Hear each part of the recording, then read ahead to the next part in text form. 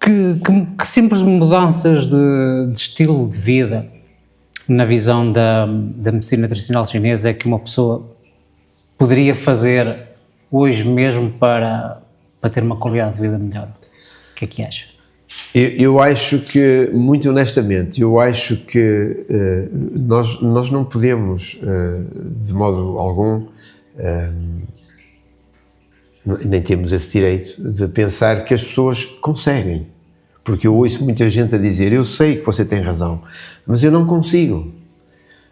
Se eu disser, olha, o ideal, e isto que é partilhado no mundo hoje, com data de 4.500 anos, para que a pessoa tenha então mais saúde, mais estabilidade emocional, é exatamente então proceder a uma boa higiene de vida. E essa boa higiene de vida requer pelo menos uma tomada de consciência. Para que é que eu vivo? Qual é o meu propósito aqui, nesta passagem? Porque nós sabemos que não somos imortais. Não há seres humanos imortais. Então é tomar essa consciência. Eu não sou imortal, mas tenho um direito à minha felicidade, como toda a gente tem. Então, e o que é que me dá, o que é que me garante essa felicidade, o que é que me garante essa estabilidade enquanto o meu ciclo de vida dura?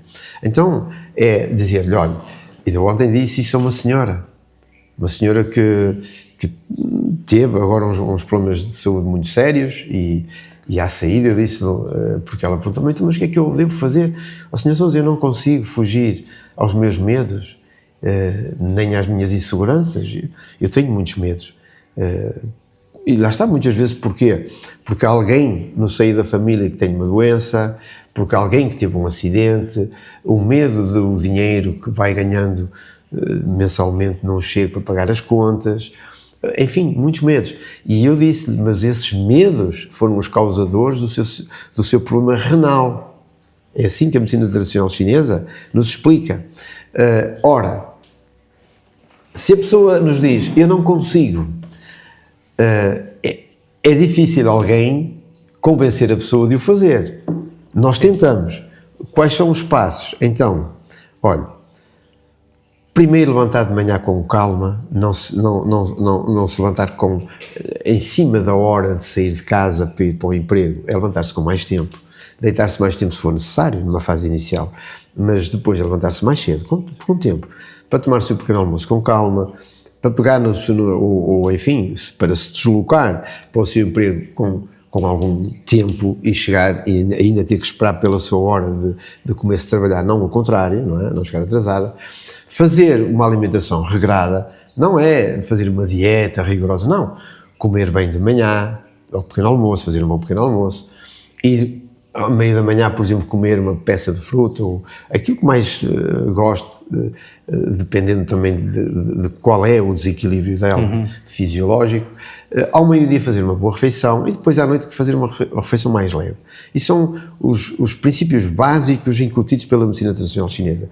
E mais leve à noite, porquê? Porque a pessoa depois, entretanto, vai dormir e convém que o seu fígado esteja leve, porque vai dormir e vai entrar no pico energético do fígado, entre 11, a vesícula biliar e 3, o fígado. Então, convém, porque a essa hora a pessoa deita-se, normalmente. Entre as 11 e a 1 da manhã, eu faço muito isso. Portanto, acho que as pessoas também fazem. Portanto, ou seja, para que o seu fígado seja leve e que não vai inibir o seu baço e o seu estômago, porque é tudo muito próximo.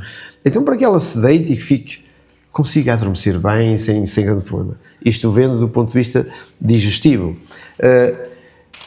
Esses são princípios que são os mais, digamos, aconselhados pela medicina tradicional chinesa, em termos alimentares e cuidados básicos. Depois, adicionar então práticas que lhe sejam úteis, e é um problema quando nós nos enfrentamos com pessoas que percebemos que elas estão a ter práticas que são exageradas para o estado em que elas se encontram. Isso é mesmo um problema muito sério, sobretudo em jovens. Quando nós conhecemos jovens que nos dizem, eu faço ginásio, vêm cá, estão com um problema de concentração, de memória, ou estão até com uma doença, com um problema intestinal, ou de estômago, enfim, o mais variado problema, e nós dizemos, olha, nós, em medicina tradicional chinesa, achamos que o excesso de prática desportiva pode afetar o seu sistema renal, mas também pode afetar o seu sistema digestivo, o seu baço, o seu pâncreas, ou também pode afetar o seu fígado. Vendo o ponto em que se encontra, as queixas que nos faz, você devia reduzir. Isso é um problema, porque a pessoa, não, mas eu gosto muito de ginásio e sinto-me bem a fazê-lo.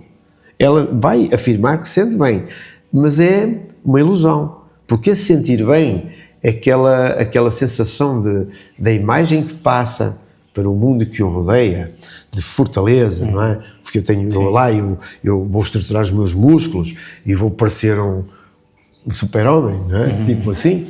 Mas aquilo é tudo ilusório, não é a realidade da pessoa, aquilo é mesmo só uma ilusão. Então vai ali e vai praticar desporto até quase à exaustão e não se apercebendo que os seus órgãos se estão a debilitar. Portanto, isso é mesmo um problema.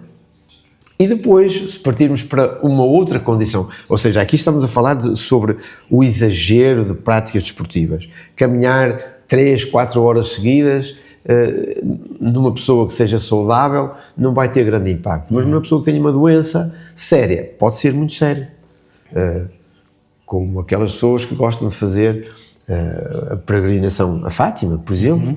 Eu digo a muitas, você não deve fazer. Mas as pessoas teimam que vão Pois, fazer. porque nem todas as pessoas estão preparadas, não é? E não só, às vezes até podem estar preparadas e ter uma vontade, aquela vontade cega de eu acredito que eu vou chegar lá e está lá uma energia forte que me vai ajudar a superar os meus problemas. Pois é, mas o desgaste que a pessoa faz vai desequilibrar muito o seu sistema. E quando ela se depara com isso, já é tarde, porque já aconteceu. Então depois vai ser um retrocesso, não é? Vai ter que recomeçar tudo de novo. Mas as pessoas não têm na mente aquilo de que lá está uma energia poderosa que me vai salvar ou me vai ajudar a superar. E eu ainda disse esta semana a uma pessoa que, olha, mas sabe, essa energia que está lá, que a pode ajudar a recuperar um pouco do seu problema de saúde, essa mesma energia está na sua casa, está dentro de si. A pessoa fica a olhar para mim, pois é, mas ela continua a acreditar que lá é que é melhor. Então, estás a ver, isto é muito difícil nós conseguirmos incutir isto na pessoa, mas a verdade é essa, a verdade é que, de facto, tudo está dentro de nós. Nós somos, antes de mais, energia, e a medicina tradicional chinesa ensina-nos isso, desde a formação do óvulo e do espermatozoide, é assim que funciona. Ninguém consegue produzir rigorosamente nada dentro de si, até que chega o pensamento, se não for essa força cósmica, venha ela de onde vier, é uma força cósmica que dá origem a tudo o que existe, a tudo o que nos nutre, a tudo o que nos faz crescer e a tudo o que nos faz ser criadores ou co-criadores. Portanto, ou seja, não é sempre fácil, ou seja, é mesmo muito difícil, mas mesmo assim, se calhar existe uma taxa que eu acho que é muito baixa, devia ser bem superior, mas nós tivemos a oportunidade de ver,